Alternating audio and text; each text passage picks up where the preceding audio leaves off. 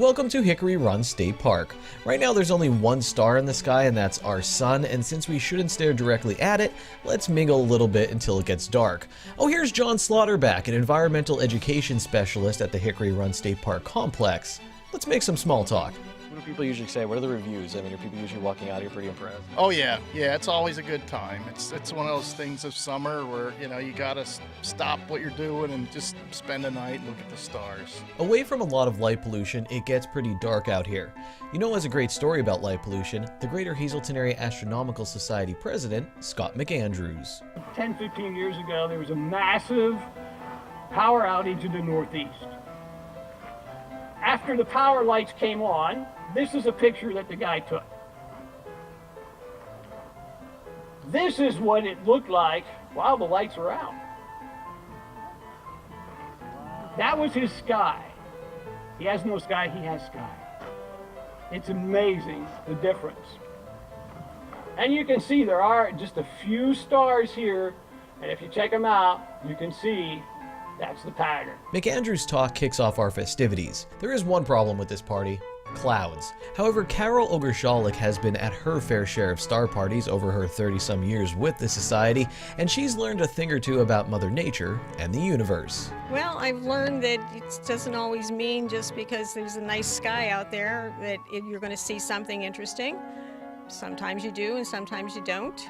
It's all in the night, as we all know, and sometimes you get rained out, but I just love seeing the stars. I think they're beautiful, and I think more people should be looking up and really learning to appreciate it, even if you can't identify anything. Over in the field, Jack Wallner and other members of the Society are setting the cosmic party table per se. After all, what's a star party without telescopes? This one right here is an 8-inch reflector, but what really matters is what you can see in it. Visually, this is probably good. This is real good for planets. This is good for star clusters, globular clusters, and a few nebulas that are easier to see, Andromeda Galaxy and things like that. While clouds are blocking some of our celestial entertainment, Jupiter is ready to party on this night. I like the Jupiter and the 4 moons, Io, Europa, Ganymede, and Callisto. Why is that? I just really like them. Jaden Craig is only 9 years old and he's super into space. He wanted to find out when our sun will turn into a red giant and consume Mercury, Venus, and maybe even the Earth. That's going to be a bummer. No more star parties. Luckily, he learned that won't happen for a long, long time. So let's talk about the not-so-distant future. Is this something you want to pursue, maybe? Be an astrophysicist, astronaut, or no, you want to be a baker? I don't know. What do you want to do? I want to be a scientist or an inventor. Pretty cool. So you can keep space part of your life, maybe? Yes. Would you go to Mars one day? Because I think in your lifetime we might be able to travel. Would you go to space or Mars if you had a ticket? Mars. Mars, absolutely. Absolutely. Everyone's been noticing that the kids are loving this party. I think it was an interesting night for them. There was a couple of kids that were beside us. One girl had a little, like a toy telescope, and she was looking through that, and she was hanging on to that thing, and she really loved it.